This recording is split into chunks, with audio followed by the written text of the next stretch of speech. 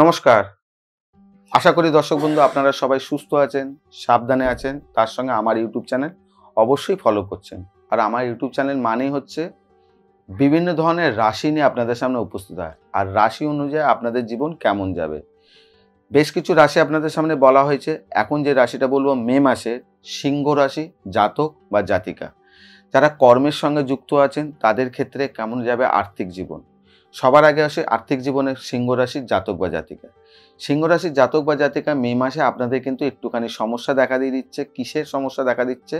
বিশেষ করে হচ্ছে কোনো কাজের জায়গায় শত্রুর প্রবণতার কারণে আপনার কর্মজীবনে হয়তো সমস্যা পড়তে পারে, যেটার কারণে কিন্তু আপনারা কিন্তু একটু খেয়াল রাখবেন। কারণ একটা শনি ঢাইয়ার একটা প্রভাব রয়েছে, যার কারণে আপনাদের কিন্তু কর্মজীবনে একটুখানি কিন্তু সমস্যা দেখা দিচ্ছে, যার প্রভাব কিন্তু আপনার কর্মজীবনে আর্থিক দিক থেকেও পড়তে পারে, যেটার ফলস্বরূপ আপনার মানসিক টেনশন, মানসিক সমস্যা ও কাজের জায়গায় একাধিক বাধা সৃষ্টি হওয়ার জায়গা দেখা দিচ্ছে।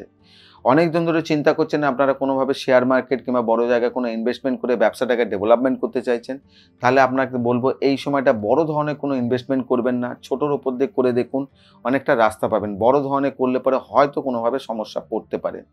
যারা চেষ্টা করছেন নতুন কাজের জন্য আপনাদেরকে আপনাদের ক্ষেত্রে বলবো একটু অলসতা কাটিয়ে আপনাদের পরিশ্রমের মাত্রাটাকে বাড়াতে হবে। কেননা আপনাদের অলসতা কিন্তু আপনাদের জীবনে কিন্তু গ্রাস করছে, যার কারণে কিন্তু আপনার কর্মজীবনে একাধিক সমস্যা আসতে পারে। এই অলসতাটাকে পার করে আপনার নিজের পরিশ্রমের লড়াইটাকে একটু বজায় রাখুন, তাহলে দেখবেন আপনাদের কিন্তু একটা সুযোগ সুবিধা কিন্তু আপনারা পাবেন। ফরেন ট্রিপ, ফরেনে যাওয়া, ফরেনে কোনো কাজের সুযোগ সুবিধা কিন্তু আপনাদের ক্ষেত্রে কিন্তু দেখা দিচ্ছে।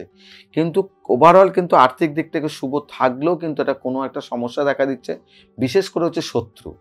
আর যারা কলকারখানায় কাজ করছেন, লোহার সঙ্গে যুক্ত, যারা বাইক চালাচ্ছেন কিংবা র্যাপিডো চালাচ্ছেন কিংবা ট্যাক্সি চালাচ্ছেন কিংবা রাজমিস্ত্রি কাজ করছেন কিংবা টোটো চালাচ্ছেন, বিভিন্ন দিক থেকে যারা লোহার সঙ্গে যুক্ত আছেন তাদের ক্ষেত্রে বলবো একটুখানি সাবধানে। আপনাদের কোনো বডির হাড়ে কোনো চোট আঘাত লাগার জায়গা দেখা দিচ্ছে, যার কারণে হয়তো আপনার কাজের জায়গায় সমস্যা পড়তে পারে। এই জায়গাটা একটু সতর্ক থাকবেন। আর সতর্ক থেকে উপায় কী আছে সেই উপায় আপনাদের সামনে তুলে ধরবো, তার জন্য অনুষ্ঠানটা অবশ্যই দেখতে থাকবেন।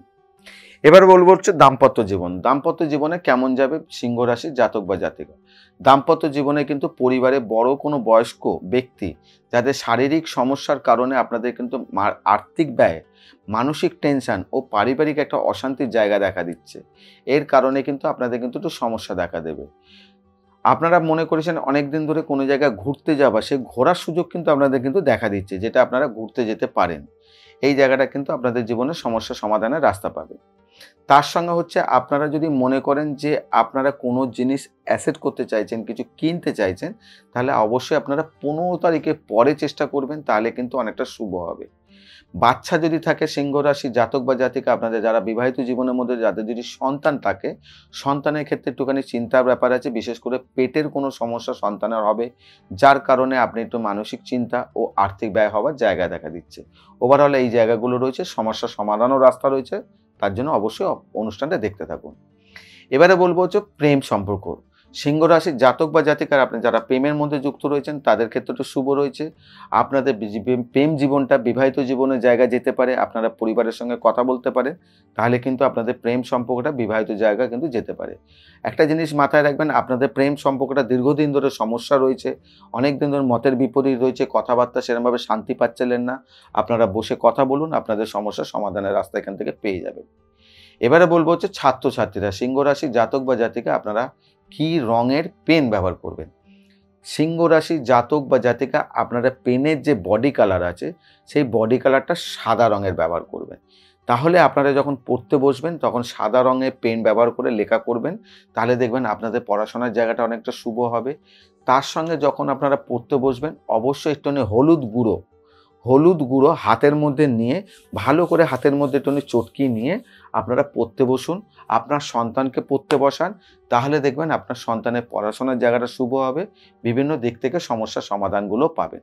কিন্তু পেনটার ব্যবহার করবে সাদা রঙের, পেনের বডি কালারটা সাদা রঙের। কালি আপনি যা খুশি ব্যবহার করুন। সব কিছু জানতে পারলেন, সমাধান কি আছে, ভালোও জানলাম, খারাপও জানলাম। প্রত্যেকটা রাশির ক্ষেত্রে সমাধানের যেমন রাস্তা দেখিয়ে দিই, সিংহ রাশির জাতক বা জাতিকা আপনাদেরকে তো সমাধানের রাস্তা দেখিয়ে দেবো। কি করতে হবে? সিংহ রাশির জাতক বা জাতিকা আপনারা করবেন যখন খাবারটা খাচ্ছেন, প্রতিদিনে রাত্রিবেলা যে খাবারটা খাচ্ছেন, প্রথম গ্রাসের প্রথম খাবারটা, ওই খাবারটা একটা জায়গায় তুলে রাখবেন। সে আপনি রুটি খান কিংবা ভাত খান, যাই খান, যে কটা জিনিস পদ নিয়ে বসেছেন, যেটা সবজি হোক, তরকারি হোক, মাছ হোক, যা নিয়ে বসেছেন, সেটা সব কিছু প্রথম অংশটা আপনি একটা জায়গায় তুলে রেখে দেবেন। রেখে আপনি ওটাকে একটা জায়গায় স্থানে রেখে দেবেন। পরের দিন সকালবেলা ওইটাকে কোনো কাক অথবা কুকুর, এই দুটো কোনো প্রাণীর মধ্যে কাউকে আপনি ওটাকে নিবেদন করে দেবেন, দিয়ে দেবেন, খেতে দেবেন। তাহলে দেখবেন আপনার রাস্তায় শত্রু, সমস্যা, বিভিন্ন দিক থেকে যে কোনো বাধা আপনার ওখানেই রিকভারি করবে। কিন্তু প্রতিদিন এই কাজটা করতে হবে। এই মাসটা, পুরো মাসটা আপনাকে রাত্রিরে খাবারে প্রথম খাবার আপনি ওদের জন্য তুলে রাখবেন, তারপর খাবারটা খাবেন। ওটা পরের দিন সকালবেলা আপনাকে ওটাকে কাউকে দিয়ে দিতে হবে। কাকে দেবেন? কাককে দেবেন অথবা কুকুরকে দেবেন। এই দুজনের মধ্যে কাউকে দেবেন। দিয়ে দেখুন করে আপনাদের যেসব সমস্যাগুলো রয়েছে সেই সমস্যার সমাধানগুলো অটোমেটিকলি আস্তে আস্তে করে দেখবেন রাস্তা পরিষ্কার হয়ে যাচ্ছে।